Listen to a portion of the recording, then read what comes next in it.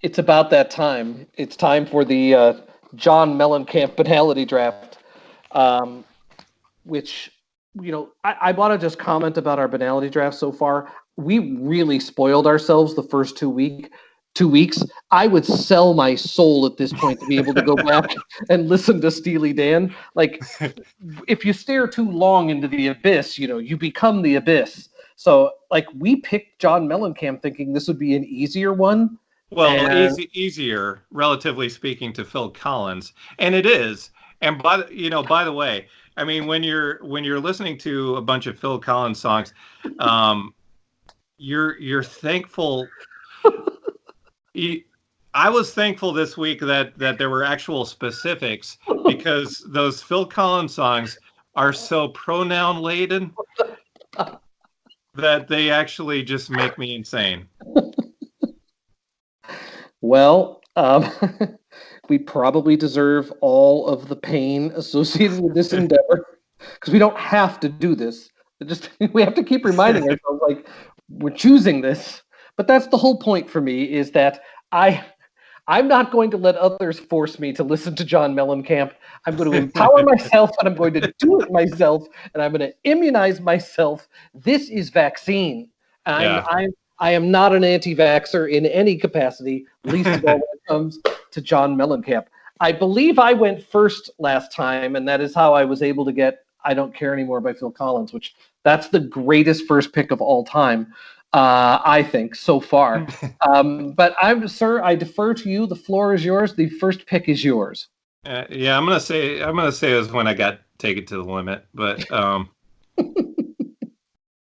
okay, so this is tough to know because this isn't as much about strategy as anything else.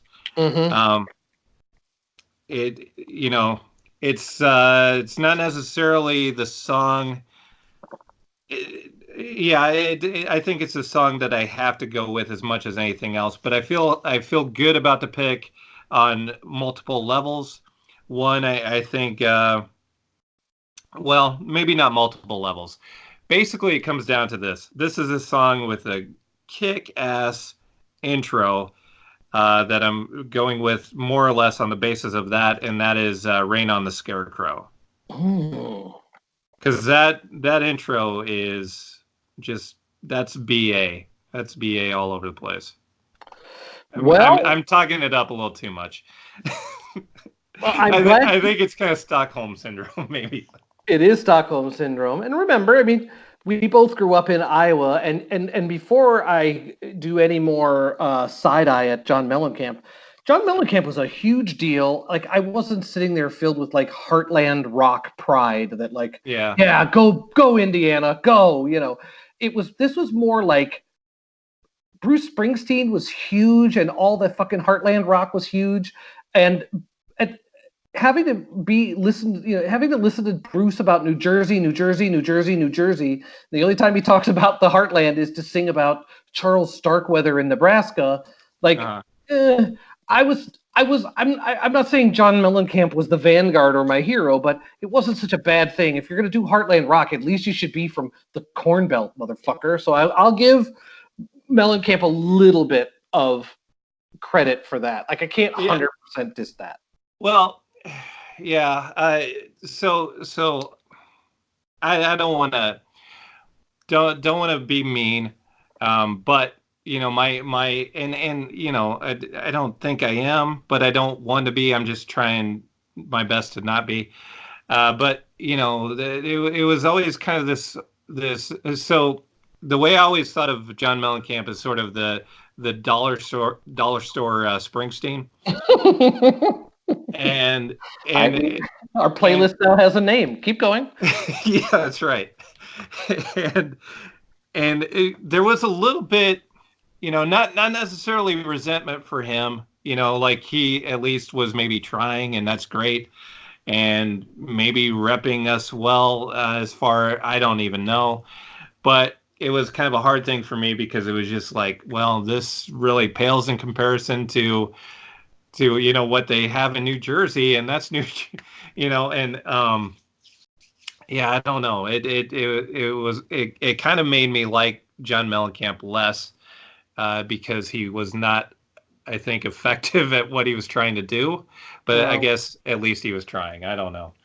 Yeah, I'm sure farmers loved Farm Aid, but that's not him. That was Neil Young, and Well, and Willie. Willie Yeah, Nelson. Yeah. yeah.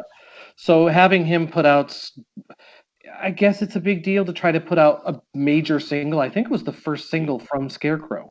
Yeah, well, and another thing about this song, it is good that he put it out because I think farmers do get ignored. They get looked down upon, Yep. and it is a good thing that he at least put a song out there, and it's not a bad song. And again, it's a great intro, and I'm not saying that sarcastically in the least. It's a good sounding record too. Like Yeah. the engineering on it is good. That's a good sounding record. Yeah. I don't, but like with his songwriting, so many times it's just it doesn't. I'm not so sure about the execution. I'm not sure what Rain on the Scarecrow and Blood on the Plow is really supposed to represent. I don't get the metaphor that he's going for there. I don't know. Maybe it's me. I don't know. Yeah, I am not allowing John Mellencamp to live rent free in my brain any more than he already is. So I'm going to pass on impugning or even questioning his motives. I don't want to think about him more than is necessary. All right, Brain on the Scarecrow wasn't in my top 5, so that really takes a load off my mind. It allows me. Good. It allows me to grab Authority Song, which I am going to say is actually a really good song. And for, again, by 1985, when this record came out, I'd already had enough of listening to baby boomer bullshit. And so and you just smell it. And the Authority Song is still a little bit of boomer mythologizing, which drives me nuts. But boy, you just can't argue with it. At the end of the day, it's a great pop song. By his standards, lyrically, it's a masterpiece. It's more than tolerable. I actually find myself listening to it and enjoying it. And I think if you listen to it and you don't walk around going, "I fight authority. Authority always wins." I don't know. I think it's a great little earworm. So I'm not ashamed. I like Authority Song by John Mellencamp. Yeah, I think that's a good pick. If I'd have known you didn't have Rain on the Scarecrow on your list, or if I would have had any inkling, I might have tried for that with my big value pick. One thing about it though, I kind of forgot that this was a good song because it's one of those songs that I think just got burned into the ground by the radio, and it just got to the point where I didn't want to hear it anymore, and I haven't for many, many years. Right. But I did refresh myself on this one, and it is a good song and another good intro. There's some good intros here, and that's a good guitar one with the bent note intro. Interestingly, I was expecting you to talk videos this time, so I went back and refreshed myself on the videos, and this is one that holds up. This is a really good video. It is a good video. It's a good song, and that album that it comes from that's the third single. That's the third single from So I mean, he already had 2 massive songs that I actually think outcharted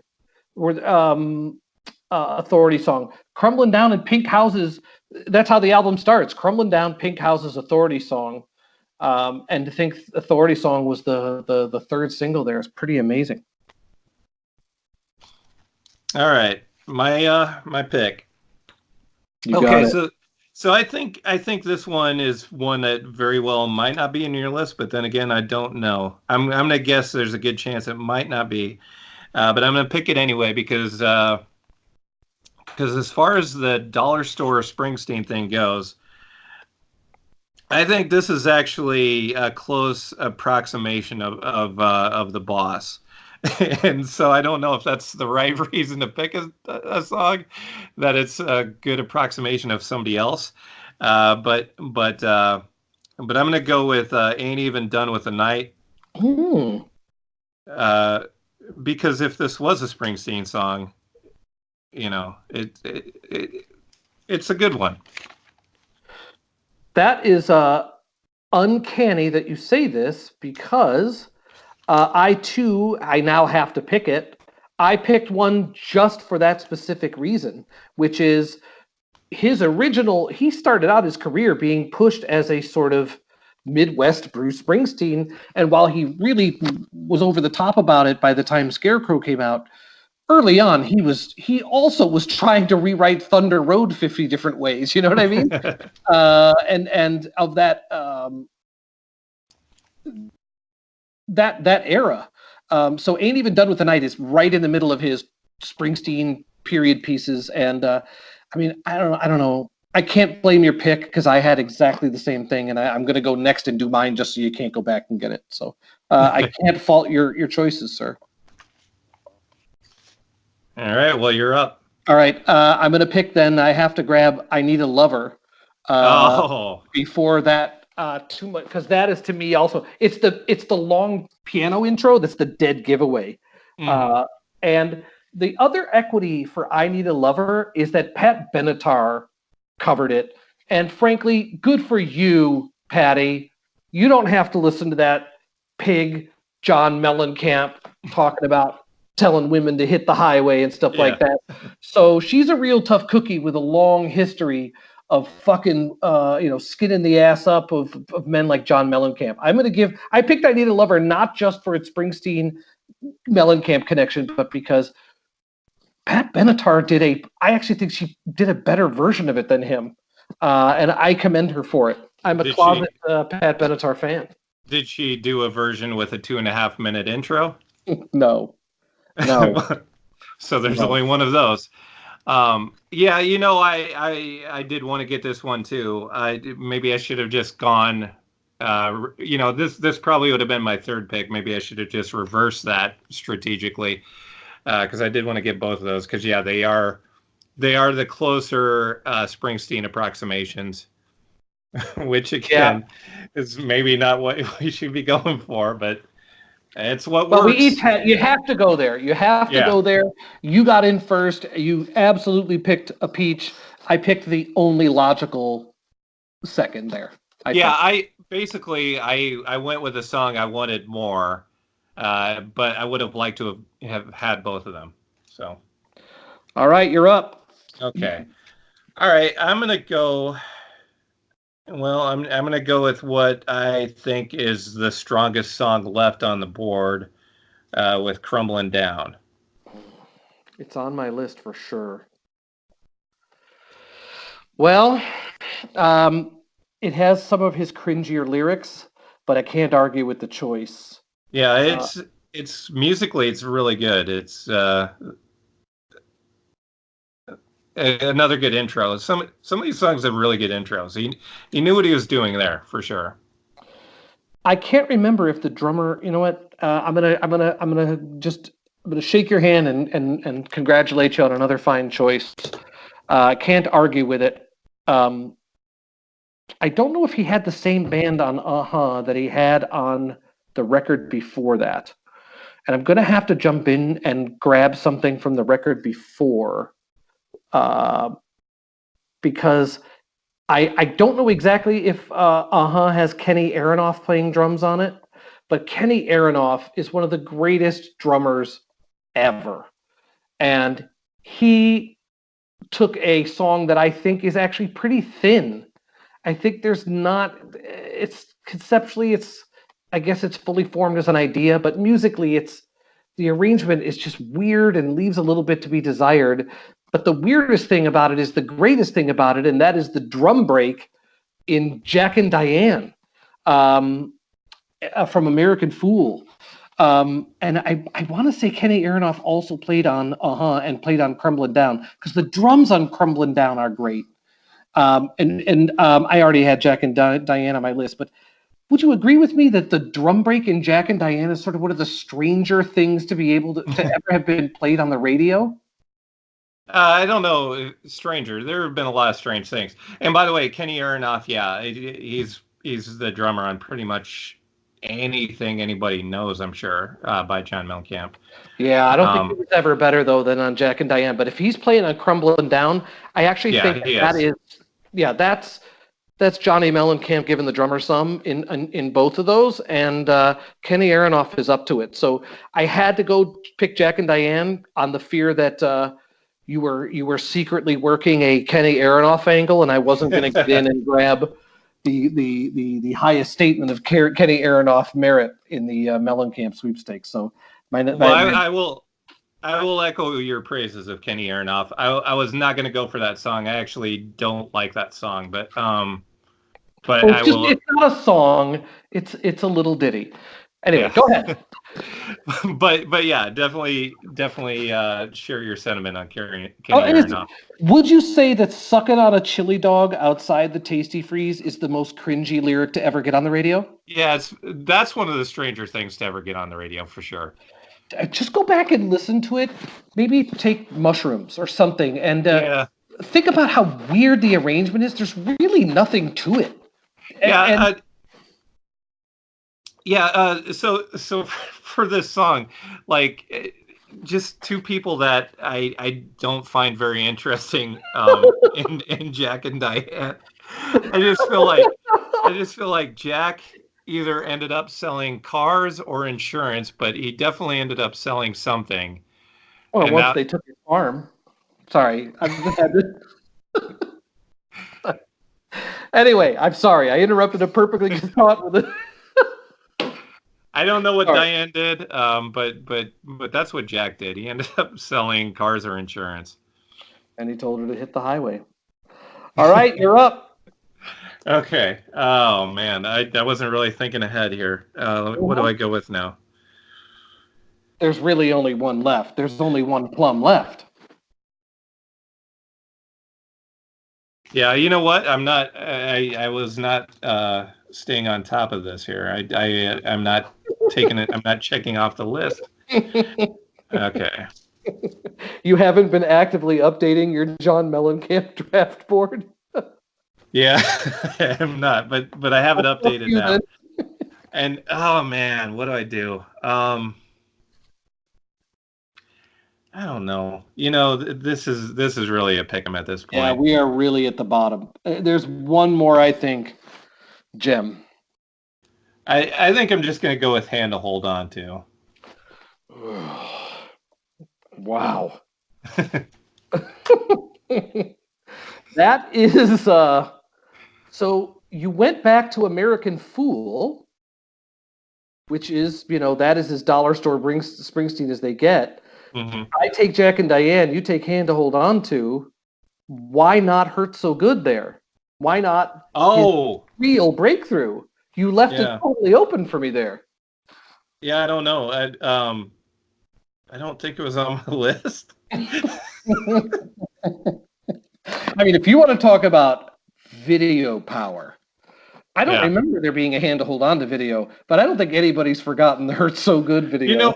I'm gonna have to look and see if there is actually, because that might have been the video. There was one video, and it is worth checking out because it is what not to do. It's like somebody got a camera and was learning how to use it. If you were going to talk about videos and John Mellencamp and what not to do, he directed Bob Dylan's Political World video. If you'd like 5 minutes, if you have 5 minutes that you don't need back for any reason, give that a shout. See if you can tolerate that.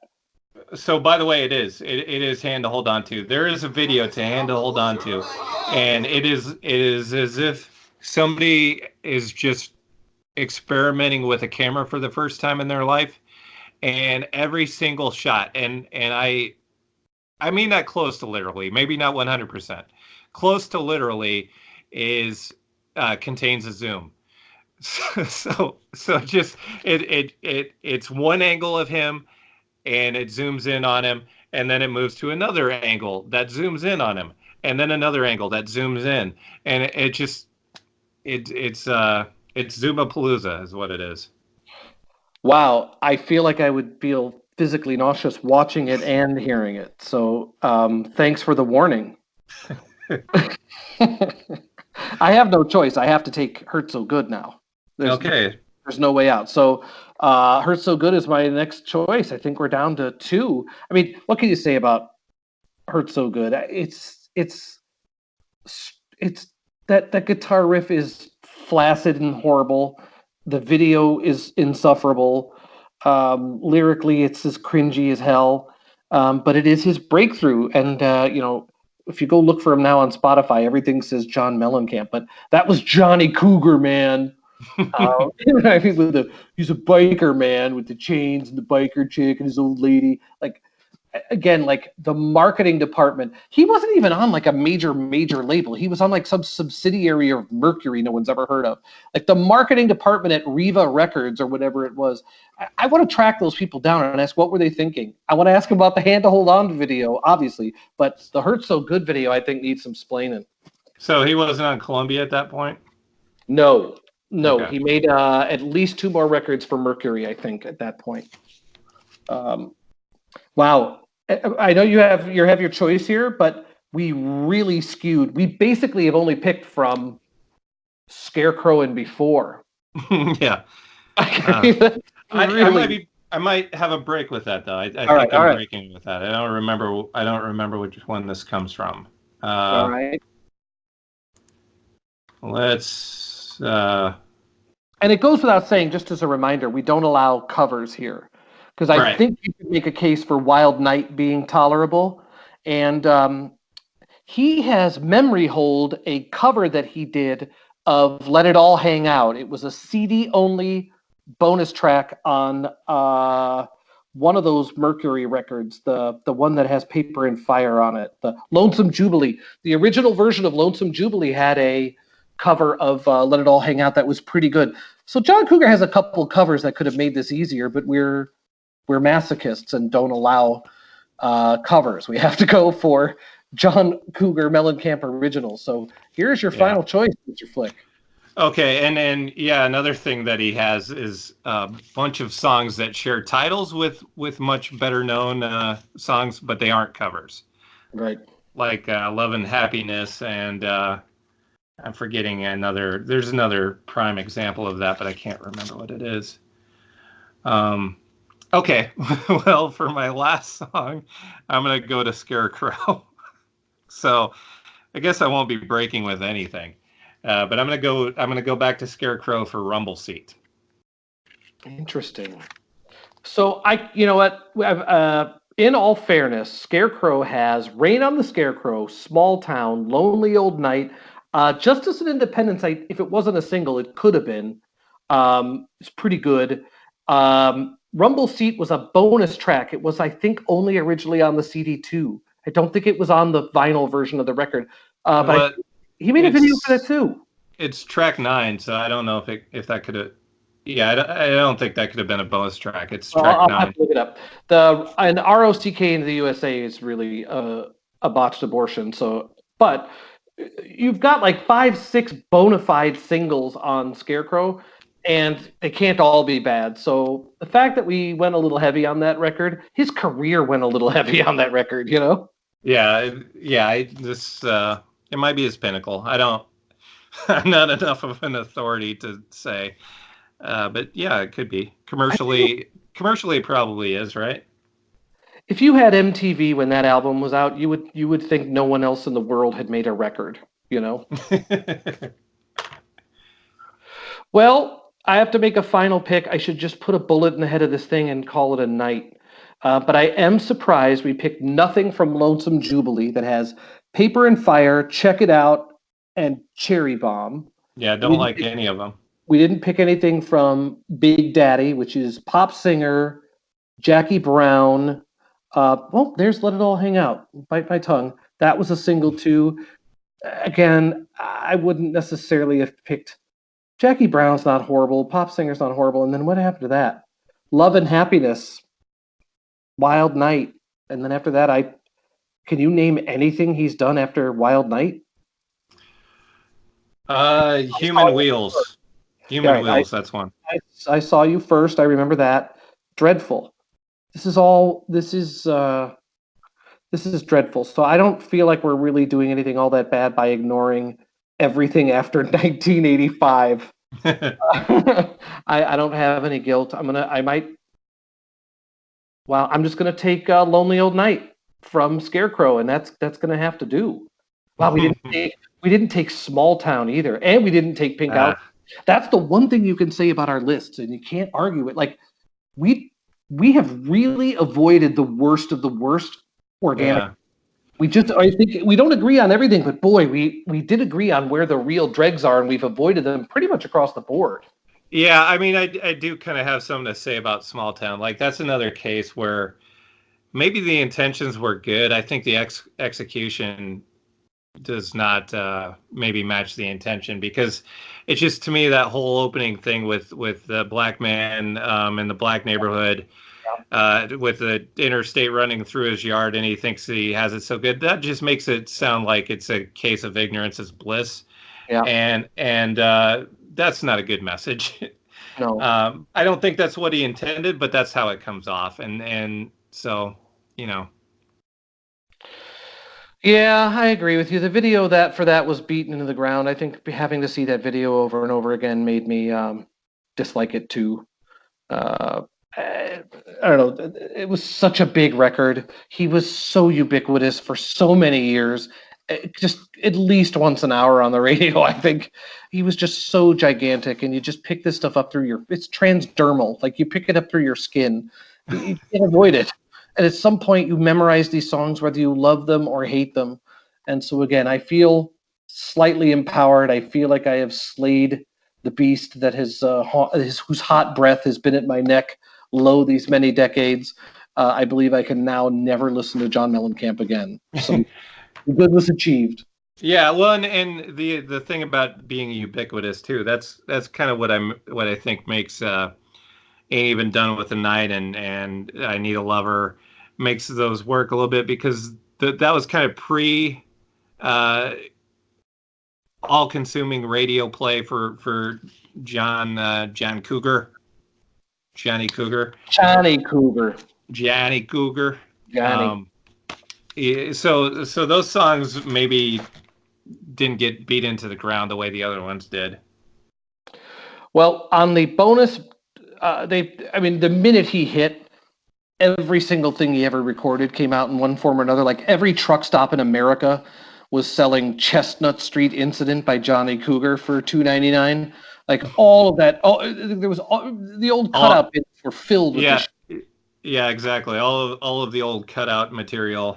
Yeah, that stuff's always been around. But now that it's on Spotify, they've given one of them. They gave Chestnut Street Incident a deluxe rendering, and it has a cover of Man Who Sold the World. I haven't heard it. Wow. But I'm going to put that on our current rotation. Yeah. I think that has to be put in there, and we should all discover that together. Yeah, amen. Sold.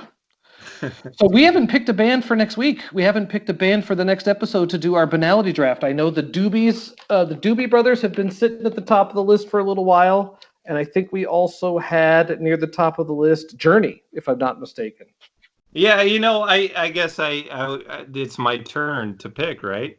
Yes, you may do what you please, sir. And I haven't given it that much thought. We had a fairly long list. You don't have to pick now. It can be a surprise. Yeah, I think it's going to be a surprise. I'm gonna have to take a little time with this. I think you fear me picking first next week, and that's why you don't want to let me have the Doobie Brothers. I understand. You want every advantage when it comes time. I feel like you're going to pick the Doobie Brothers, so I can't. Yes, maybe. It's inevitable. It's inevitable that you will, so I can't. When did you plan on talking about Michael McDonald? Because we're 5 episodes in and he hasn't come up once that I know of. He didn't fucking talk about Steely Dan and it didn't come up. Yam will be there. If there's worse than that, well, there's worse than that. There's worse than that. All I can, it's just That's my mantra. Yamo Yeah, be there. they played I'm that. just saying. I was in Trader Joe's like a week ago, and they were playing it, and it's like a really religious song. I don't know. I didn't think of Michael McDonald as a God-fearing man, but from his delivery on Yamo Be There, you think he was a disciple, man. So We're gonna. Is Yamo a deity then? I am interpreting it as a malaprop of Yahweh, but I could Okay. be wrong. Yeah, Uh, I don't know what Yamo is, I guess. well, it's a very religious song. Like it's pretty proselytizing. Maybe we separate the Doobies from Michael McDonald. Maybe we just do an all Michael McDonald episode. All Well, right. we won't be doing it next time. All right. We will see. We don't know what we're doing next time, but that is when we will see you. Yay.